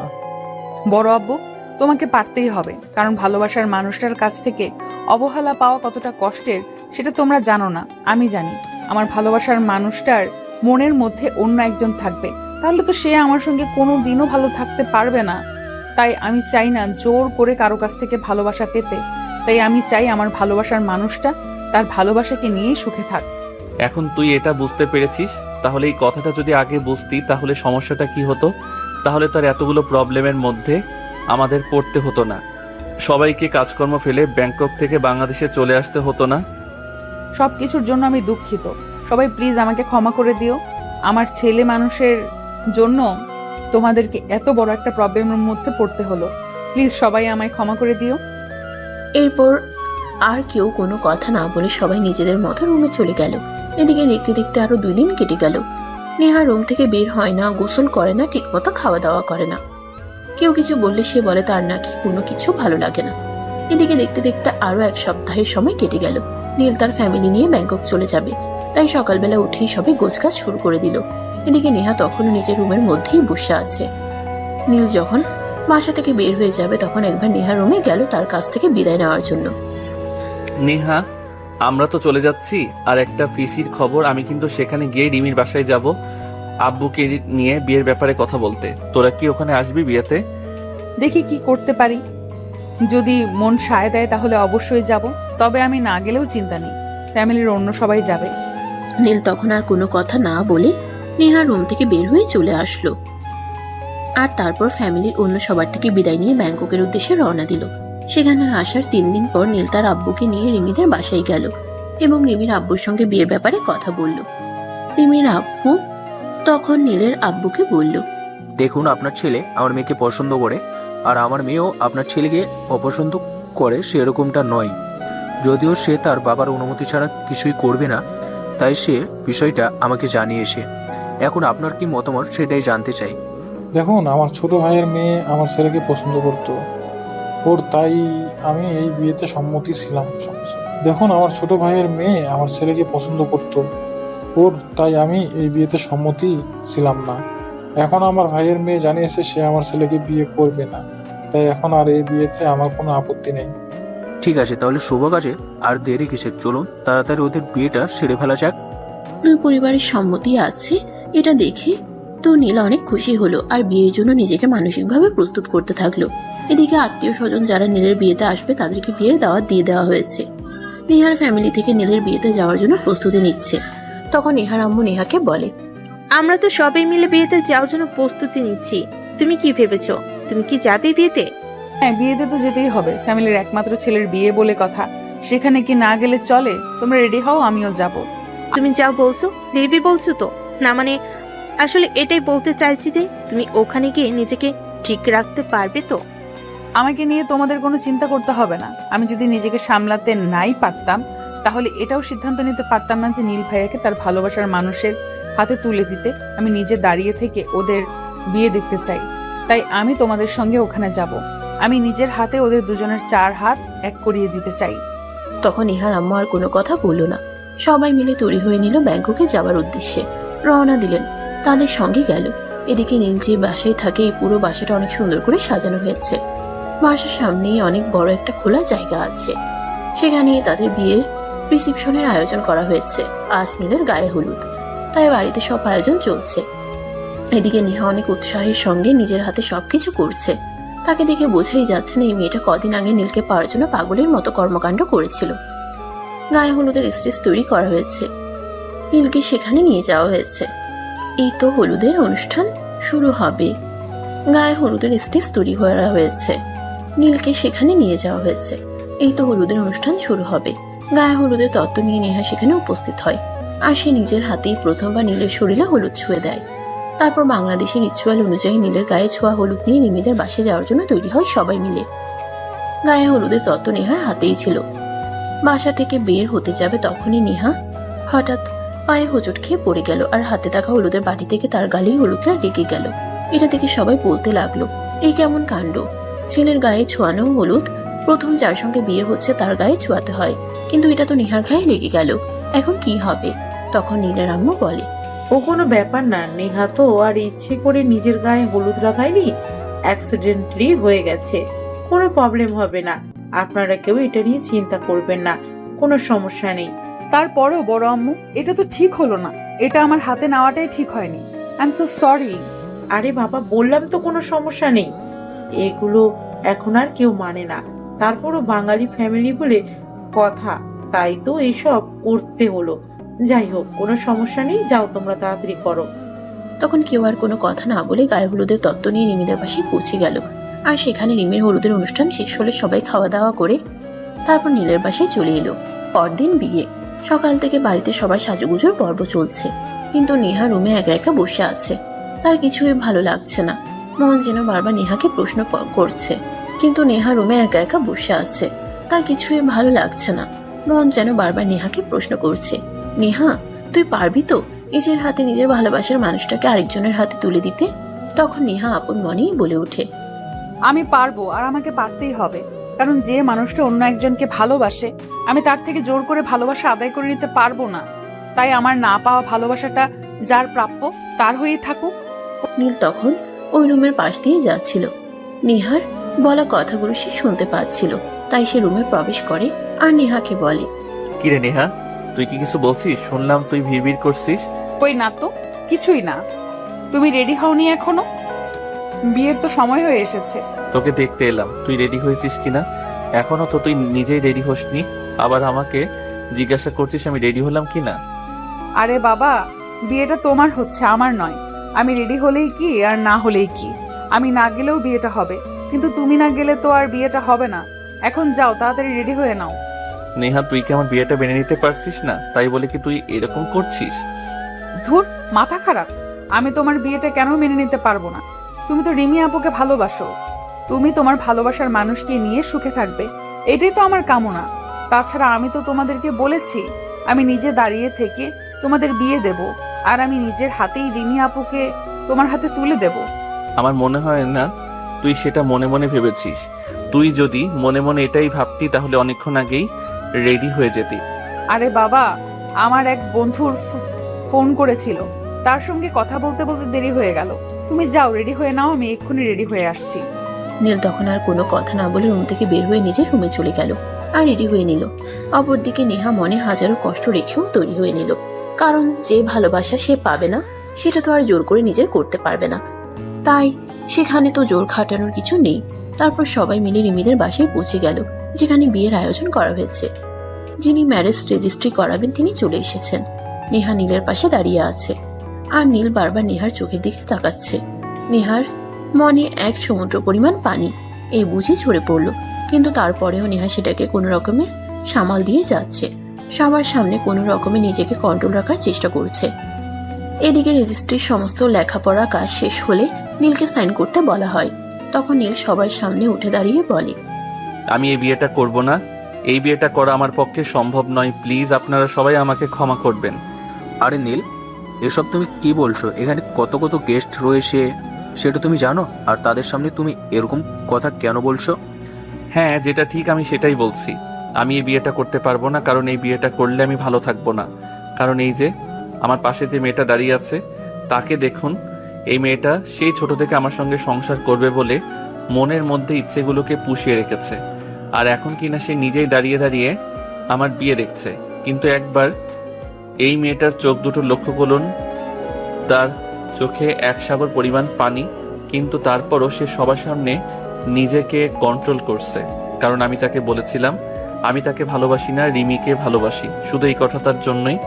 এই কথাটা শুনে নেহা যেন এক মুহূর্তের জন্য থমকে গেল আর বলল, আরে কই এসব, তুমি কি বলছো? এই তো আমি একদম ঠিক আছি, আমার কিছুই হয়নি। আসলে চোখে একটু আগেই কি যেন একটা পড়েছে, তাই এরকম লাল হয়ে আছে। আমি তো তোমাকে নিজের হাতেই রিমি আপুর হাতে তুলে দেব বলে এখানে এসেছি, তা না হলে তো বাংলাদেশ থেকে ব্যাংকক আসতাম না। আমি এটা খুব ভালোভাবেই বুঝতে পেরেছি, কারণ তুই চাস তোর ভালোবাসার মানুষটা ভালো থাকুক, কিন্তু নিজে এক আকাশ পরিমাণ কষ্ট নিয়ে বেঁচে থাকবে। এটা তো হতে পারে না। আমি আমার আব্বুর বলা কথাটা ভুলেই গিয়েছিলাম। আমাদের তাকেই ভালোবাসা উচিত যে আমাকে ভালোবাসে। আমি কাকে ভালোবাসি সেটা ইম্পর্টেন্ট নয়। এত কিছু যখন তোমাদের মধ্যে হয়ে গিয়েছিল, তাহলে নিশ্চয়ই এ নাটক করার কোনো প্রয়োজন ছিল না। এটা বাংলাদেশ নয়, এটা ব্যাংকক। এখানে কত নামি দামি লোক এসেছে তোমাদের বিয়ে দেখতে, আর এখানে এসে এটা করার কি খুব প্রয়োজন ছিল তোমাদের? I am sorry for everything. I apologise to all of you. চুপ করো তুমি, সবকিছু এভাবে হয় না। চুপ করো তুমি, সবকিছু এভাবে হয় না। যখন যা বলবে তাই হবে, সেটা তুমি ভাবলে কি করে? কেন? তুমি তো বলেছিলে আমাদের জীবনে এমন কাউকে আপন করে নেওয়া উচিত যে মানুষটা আমাকে ভালোবাসে। তাহলে এখানে আমার ভুল কোথায়? তখন তোমাকে বলেছিলাম, তখন তো তুমি আমাদের কারোর কোনো কথাই শোনোনি। তাহলে এখন তুমি এরকম বলছো আর আমরা সেটা মেনে নিব, সেটা ভাবছো কি করে? তোমরা মেনে না নিলেও আমার কিছুই করার নেই, কারণ আমার চোখের সামনে একটা মেয়ে এভাবে কষ্ট পাবে এটাই মেনে নিতে পারবো না। তো এই বিয়েটা করা আমার পক্ষে সম্ভব নয়। এই কথা বলে নীল সেখানে আর কারোর কোনো উত্তরের অপেক্ষা না করে সোজা সেখান থেকে বাসে চলে আসলো। এই কথা বলে নীল সেখানে আর কারোর কোনো উত্তরের অপেক্ষা না করে সোজা সেখান থেকে বাসে চলে আসলো। এদিকে নীলের পুরো ফ্যামিলিকে রিমির বাবার কাছে অপমানিত হতে হলো এবং সমস্ত গেস্টের সামনেও অপমানিত হতে হলো। তাও তারা কোনো কথা না বলে বাসে চলে আসলো। ড্রয়িং রুমে সবাই চুপচাপ বসে আছে, কেউ কোনো কথা বলছে না। সবার মাঝে নীরবতা ভেঙে হঠাৎ নীলের আব্বু বলল, তাহলে আর কি, এবার তো নীল আর নেহার বিয়ে দেওয়া ছাড়া অন্য কোনো পথ খোলা নেই। আমি তো তোমাদের সেটাই বললাম নেহা, আর আমার বিয়েটা দিয়ে দাও, তাহলেই তো হয়ে যায়, আর কোনো সমস্যাই থাকে না। অতঃপর সবার সম্মতি নিয়ে নীল আর নেহার বিয়েটা হয়ে গেল। যদিও এটা হওয়ার ছিল না, কিন্তু ভাগ্যে যা লেখা থাকে তা তো হবেই। তাই অবশেষে ঘরোয়া ভাবে নীল আর নেহার বিয়েটা হয়ে গেল। বাসর ঘরে নেহা বসে বসে নীলের জন্য অপেক্ষা করছে। বেশ কিছুক্ষণ পর নীল ভাসর ঘরে প্রবেশ করে দেখতে পেল নেহা বধূ সেজে ঘোমটা মাথায় বসে আছে। রাত প্রায় তখন আনুমানিক 1টার বেশি বাজে। নেহা তো কখনোই এত রাত পর্যন্ত জেগে থাকতো না, তাই নীল তাকে বলল, কিরে নেহা, এখন তো রাত 1টার বেশি বাজে, তাহলে তুই এখনো বসে আছিস, ঘুমাসনি কেন? আজ আমাদের বাসর রাত, সেটা কি তুমি ভুলে গেছো? আমি তো সেই কখন থেকে তোমার জন্য অপেক্ষা করছি। তুমি এতক্ষণ আসোনি কেন? কোথায় ছিলে এতক্ষণ? এই তো অনেকদিন পর বন্ধুদের সঙ্গে আড্ডা হলো, তাই তাদের সঙ্গে একটু আড্ডা দিচ্ছিলাম, তাই তো আসতে দেরি হয়ে গেল। তোমার ঘরে যে তোমার বউ বসে আছে সেটা কি তুমি ভুলে গিয়েছিলে? বউ যে তোমার জন্য অপেক্ষা করছে এটা কি তোমার একটুও মনে ছিল না? আই এম সরি রে, জীবনে প্রথমবার বিয়ে করেছি তো, তাই ঘরে বউ আছে সেটা ভুলেই গিয়েছিলাম। যাই হোক, এখন চল ঘুমিয়ে পড়ি। ঘুমিয়ে পড়বো মানে? আজ আমাদের বাসর রাত, সেটা কি তুমি ভুলে গেছো? আজ তো আমাদের জীবনের সর্বশ্রেষ্ঠ একটা রাত, যে রাতে আমরা দুজন দুজনকে প্রথমবার নিজের করে পাবো। এই পিচ্ছি, বাসর রাত পরে করবি, আগে নিজেকে বড় কর, তারপর বাসর রাত নিয়ে চিন্তা করবি। এখনো তুই অনেক ছোট, বাসর করার মতো যথেষ্ট বয়স তোর হয়নি। বয়স হয়নি তো কি হয়েছে? আমি তো মনের দিক থেকে এখন তোমার জন্য পারফেক্ট। বয়স কখনোই কোনো কিছুতে ম্যাটার করে না। আমি তোমার বউ, আর এখন তুমি আমার সঙ্গে বাসর করবে। আমার কিন্তু কোনো প্রবলেম নেই, তারপর যদি তোর কোনো সমস্যা হয় তখন কিন্তু আমায় দোষ দিতে পারবি না। তাছাড়া আমার ইয়েটা কিন্তু অন্যদের তুলনায় সাইজে একটু বড়, নিতে পারবি তো? কোনো সমস্যা নেই, আমি নিতে পারবো। তাছাড়া ভালোবাসার মানুষের সব কিছুই তো নিতে হয়, এটা নিতে পারবো না কেন? তাহলে চল শুরু করা যাক। এই বলে নীল বিছানায় চলে আসলো আর নেহাকে বিছানায় শুয়ে দিতেই সে উল্টে নীলকে ঝাপটে ধরে তার দুই ঠোঁটে ভালোবাসার আলিঙ্গন করতে লাগলো। ভালোবাসার পরশে নীল যেন একদম মোমের মতো গলে যাচ্ছিল। মুহূর্তের মধ্যেই দুজন ভালোবাসার মহাসমুদ্রে ডুবে গেল। এরপর দেখতে দেখতে 1 সপ্তাহ সময় কেটে গেল। এবার নেহাকে বাংলাদেশে ফিরে আসতে হবে, এটা ভাবতেই তার মন খারাপ লাগছে। সে কোনোভাবেই বাংলাদেশে ফিরে আসতে চায় না, নীলকে ছেড়ে থাকতেই পারবে না। কিন্তু নীলের এক কথা, নেহাকে পড়াশোনা করতেই হবে, পড়াশোনা ছেড়ে দিলে চলবে না। দেখ নেহা, আমি প্রতি মাসে একবার তোমার সঙ্গে দেখা করতে যাব, কিন্তু তোমার পড়াশোনা ছেড়ে দিলে চলবে না। সবেমাত্র ক্লাস 9-এ পড়ো, তোমার জীবনের অনেকটা সময় এখনো বাকি। তুমি তো চাও আমি তোমায় ভালোবাসি, আর আমার ভালোবাসায় তোমাকে পরিপূর্ণ করে তুলি। তাহলে আমি তোমায় বলবো তুমি পড়াশোনা করো, নিজেকে সবার সামনে প্রমাণ করো আমি যে মানুষটাকে তোমার জন্য ছেড়ে এসেছি তার চাইতে তুমি আমার জন্য বেটার অপশন। ঠিক আছে, তুমি যখন বলছো তাহলে আমি পড়াশোনা করব, আর বাংলাদেশে থেকেই পড়বো। তবে তোমাকে কিন্তু প্রতি মাসে একবার আমার সঙ্গে দেখা করতে যেতে হবে, তা না হলে কিন্তু আমি ওখানে থাকবো না। ঠিক আছে, এই যে আমি তোমাকে কথা দিলাম, আমি প্রতি 1 মাস অন্তর তোমার সঙ্গে দেখা করতে যাব। অতঃপর নেহা বাংলাদেশে আসতে রাজি হলো এবং ফ্যামিলির সবাইকে নিয়ে এয়ারপোর্টে চলে আসলো। নীল নেহাকে ছাড়তে এসেছে। নেহা প্লিজ এরকম কান্না করো না, তুমি কান্না করলে আমার খুব কষ্ট লাগবে, এখানে থাকলে আমার খুব কষ্ট হবে, প্লিজ তুমি এরকম করো না। দেখো বাবা মায়ের বয়স হয়েছে, এখন তো ব্যবসা আমাকে দেখাশোনা করতে হবে, তা না হলে আমি তোমার সঙ্গে বাংলাদেশে চলে যেতাম। তাছাড়া আমি তো তোমাকে বলেছি আমি প্রতি 1 মাস অন্তর তোমার সঙ্গে দেখা করতে যাব। আমি এজন্য কান্না করছি না, আমার অবর্তমানে তুমি যদি আবার তোমার গার্লফ্রেন্ডের সঙ্গে রিলেশন কন্টিনিউ করো, আমি যদি তোমাকে হারিয়ে ফেলি, তাহলে আমি সত্যিই বাঁচবো না। তোর পাগলি, এরকমটা কখনোই হবে না, আমি তোমায় সত্যিই ভালোবাসি, আর তোমার ভালোবাসা সত্য, তাই বলেই তুমি আমাকে আপন করে পেয়েছো, আমি কখনোই হারাবো না, সারা জীবন তোমার থেকে যাব। ওকে ঠিক আছে, তাই যেন হয়। আসছি তাহলে, আল্লাহ হাফেজ, ভালো থেকো আর নিজের খেয়াল রেখো। অতঃপর নেহা বিমানে উঠে গেল। আর কিছুক্ষণ পরে বিমান আকাশে উড়ে গেল। নীল এয়ারপোর্টে দাঁড়িয়ে শুধু নেহার চলে যাওয়া দেখছিল। কেন জানি না আজ তার নিজের অজান্তেই চোখের কোণে পানি চলে আসলো। সত্যি সে এই মেয়েটাকে অনেক ভালোবেসে ফেলেছে। নিজের অজান্তে নিজের চাইতে বেশি ভালোবেসে ফেলেছে। একটা মেয়ে একটা ছেলের জন্য এত কিছু করতে পারে এটা তার জানা ছিল না। আসলে হয়তো সত্যিকারের ভালোবাসাগুলো এরকমই হয়ে থাকে। যেভাবেই হোক না কেন, যে কোনো পরিস্থিতিতেই হোক না কেন, ভালোবাসার মিল হয়েই যায়। দেখতে দেখতে 1.5 বছর সময় অতিবাহিত হয়ে গেল। নেহা এসএসসি পরীক্ষা দিয়েছে। সামনে তার অনেক দিনের ছুটি আছে, তাই সে ব্যাংকক চলে এসেছে নীলের কাছে। এয়ারপোর্টে নীল নেহাকে রিসিভ করতে এসেছে। এয়ারপোর্টে নেমেই নেহা নীলকে দেখতে পেয়ে অনেক খুশি হয় আর দৌড়ে গিয়ে জড়িয়ে ধরে। খুশি হয়েছি তুমি আমাকে রিসিভ করতে এসেছো। আমি এটা ভাবিনি, ভেবেছিলাম হয়তো তুমি ব্যবসার কাজে ব্যস্ত আছো, আসতে পারবে না। আমার প্রিয়তম এতদিন পর আমার কাছে এসেছে আর আমি তাকে রিসিভ করতে আসবো না, এটা হতে পারে নাকি? আমার ভালোবাসার মানুষের চাইতে আমার কাছে অন্য কোনো কিছুই গুরুত্বপূর্ণ হতে পারে না। আমার প্রথম প্রায়োরিটি আমার ভালোবাসা, তারপর বাকি সবকিছু আমার ভালোবাসার আমার কাছে সবচাইতে বেশি গুরুত্বপূর্ণ। তাই নাকি? তুমি তো আমাকে ভালোই বাসতে না, তুমি তো তোমার গার্লফ্রেন্ড রিমিকে ভালোবাসতে। তাহলে আমার জন্য এত ভালোবাসা কোথা থেকে উতলে উতলে পড়ছে? এই তুমি কিন্তু একদম আমাকে খোঁচা মেরে কথা বলবে না। ওটা জাস্ট ইমোশন ছিল, বুঝতে পারিনি। কিন্তু তুমি তো আমায় সত্যি ভালোবাসতে, তাই তো আমি তার হতে গিয়েও তোমার হয়ে গেলাম। তোমার ভালোবাসার শক্তি অনেক বেশি, তাই তো পৃথিবীর অন্য কোনো শক্তি তোমার কাছে থেকে আমাকে আলাদা করতে পারলো না। আমি শুধু তোমারই থেকে গেলাম। হয়েছে হয়েছে, আমাকে আর পাম দিতে হবে না, এখন বাসায় চলো। অতঃপর দুজনে মিলে বাসায় চলে আসলো। আর এদিকে পুত্রবধূ অনেক দিনের জন্য ব্যাংকক এসেছে বলে শাশুড়ি মাও অনেক খুশি।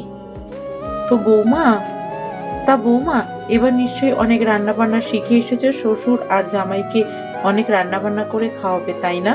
হ্যাঁ বড় আম্মু, এটা আর বলতে হয় নাকি? আমি তো আম্মুর কাছ থেকে অনেক রান্না বান্না শিখেছি, যেগুলো বড় আব্বু আর তোমার ছেলে খুব পছন্দ করে।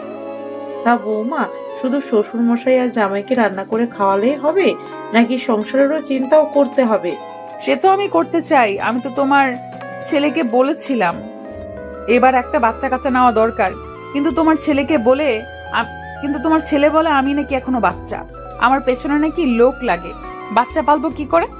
হ্যাঁ, আমি তো এটাই বলেছি, তুমি এখন অনেক ছোট, আগে নিজে বড় হও, তারপর না হয় বাচ্চা পালা হবে। আমি এসএসসি পরীক্ষা দিয়েছি, আমার বর্তমান বয়স 17। আমি আবার ছোট কই রইলাম? আগের যুগে মেয়েরা 12-13 বছর বয়সেই মা হতো। তাহলে চিন্তা করো, আমার বয়সে তারা 2-3 বাচ্চা কাচ্চার মা হয়ে যেত। এসব ফালতু চিন্তা ভাবনা তোমার মাথায় কোথা থেকে আসে আমি সেটাই বুঝতে পারি না। আগে পড়াশোনা শেষ করবে, তারপরে বাচ্চা কাচ্চা নিয়ে চিন্তা করবে। এখন এসব ফালতু চিন্তা মাথায় আনবে না। আপনারা ভালো থাকবেন, সুস্থ থাকবেন। আজকের মতো বিদায় নিচ্ছি, ধন্যবাদ।